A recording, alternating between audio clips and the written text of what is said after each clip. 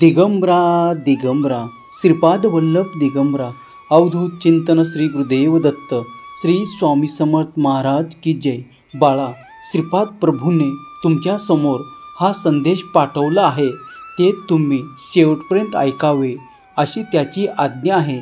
आत्ताच व्हिडिओला लाईक करा आणि कमेंटमध्ये स्वामी नामाचा जयघोष करायला विसरू नका। तुमच्या बंद नशिबाचे द्वारसुद्धा उघडले जातील। हा संदेश तुमच्या समोर येणे तुम्ही योगायोग समजा। वय बाळा, तू तेच गोष्ट गमावत आहेस ज्या गोष्टीला तू घाबरत आहेस। गुरुर ब्रह्मा गुरुर विष्णू गुरुर्देव महेश्वरा गुरु साक्षात परब्रह्म तस्मै श्री गुरुवे नमः। स्वामी भक्तांनो, तुम्हा सर्वांना आजचा दिवस आनंदात जावो हीच स्वामी माऊली चरणी प्रार्थना करतो। तुम्ही जेव्हा अशा गोष्टींना सहन करता तेव्हा त्या व्यक्तीला अजून बळ मिळतं जे तुम्ही त्याचा त्रास सहन करता असे वागायला सहन करू नका, विरोध करा। जर समोरची व्यक्ती तुम्हाला त्रास देत असेल तर त्या व्यक्तीला समजावून सांगा तुम्हाला त्याची गरज आहे, तर त्यालाही तेवढीच गरज तुमची आहे जेवढे तुम्हाला त्याची आहे। आपल्या आयुष्याचा कंट्रोल कधीही दुसऱ्याच्या हातात द्यायचं नाही, कारण मग तुम्ही फक्त रिमोट कंट्रोलवरचा खेळ बनता। व्यक्ती स्वतंत्र तुम्ही गमवून बसता। होय बाळा, देव तुला सांगत आहे, तुम्ही आयुष्यात किती पुढे आहात हे कधी तपासून पहा। देवाने तुम्हाला किती प्रकारचे काय काय आशीर्वाद दिले आहेत हे जरा पडताळून पहा, म्हणजे तुम्हाला सर्व काही समजेल। आपल्यावर जळणाऱ्या व आपल्याविषयी नकारार्थी विचार करणाऱ्या लोकांना कसे हँडल करावे, किंवा तुमच्या बाबतीत असं काही घडलं असेल किंवा घडत असेल तर त्याला कसे सामोरे जाता, कसे हाताळता। आपण कोण हँडल करणारा? आपण या दुनियेत प्रवासी आहोत, त्यामुळे या प्रवासात चांगली माणसे तसेच वाईट चुकीची किंवा रस्ता भटकटलेली माणसे प्रत्येकाला भेटणारच। मग त्याला सांभाळत बसायला आपल्याकडे वेळ नाही, त्यासाठी अशा लोकांना त्याच्या कर्मावर सोडावे।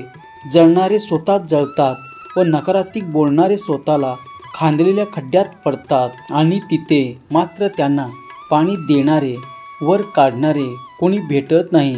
अगदी तीळ तीळ घसा कोरडा पडेपर्यंत आपण मात्र एकच करायचं, आपलं कर्म शुद्ध चांगले ठेवायचं आणि त्या लोकाशी वागताना सावध राहायचं। त्याच्या कोणत्याच आमिषाला बळी पडायचं नाही, किंवा गोड बोलणाऱ्या सकारात्मक प्रतिसाद देऊन कुठे अडकायचं नाही। आपली ताकद, आपली सत्यता, प्रामाणिकपणा यावर कायम ठेवायचे।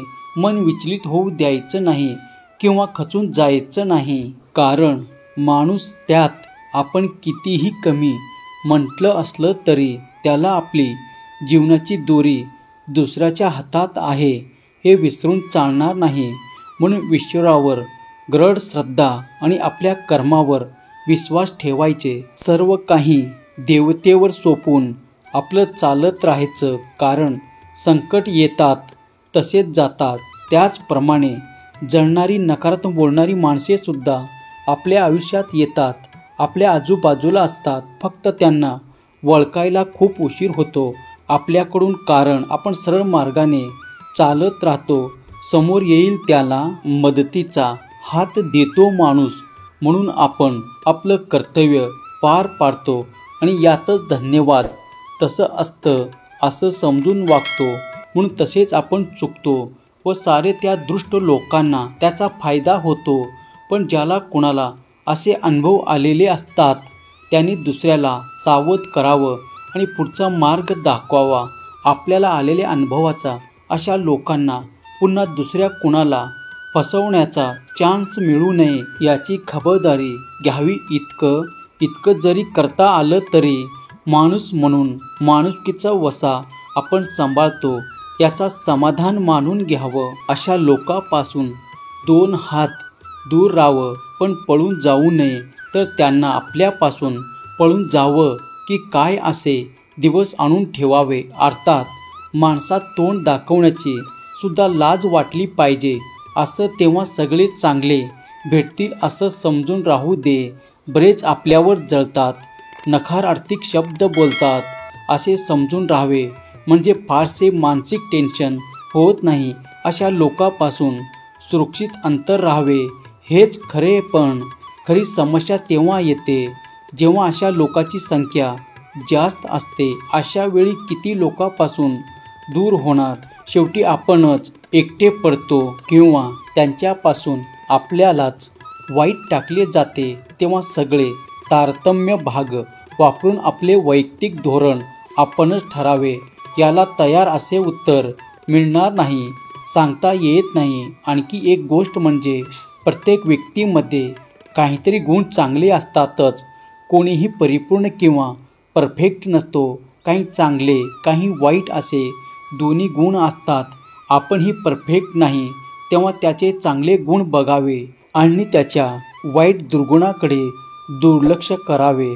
जर आपल्यावर जळत असताना किंवा आपल्याविषयी नकारात्मक विचार करणाऱ्या लोकांना हाताळण्याची आवश्यकता असेल तर काही गोष्टी आपण आपल्या आचरणात आणायला पाहिजे.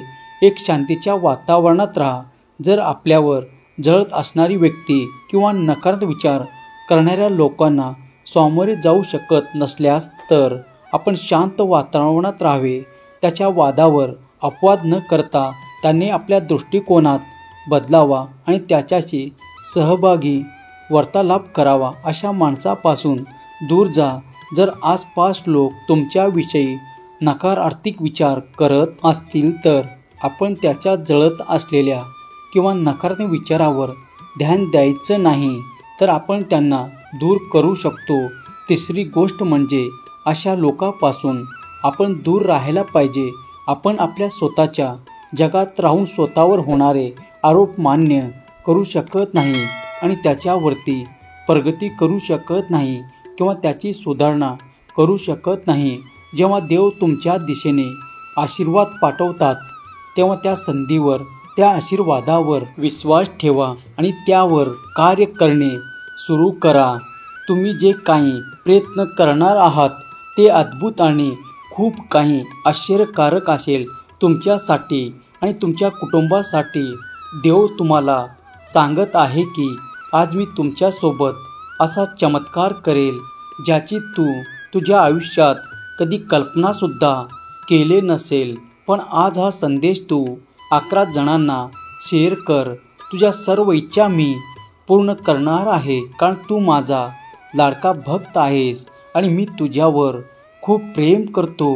मित्रांनो, स्वामीवर विश्वास असेल तर आत्ताच या व्हिडिओला लाईक करून या भक्तिमय चॅनलला सबस्क्राईब करा आणि बाजूची बेल देखील दाबायला विसरू नका.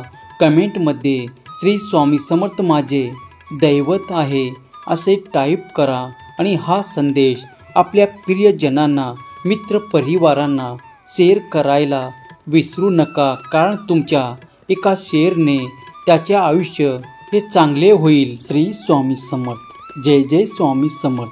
हा संदेश शेवटपर्यंत पाहिल्याबद्दल धन्यवाद.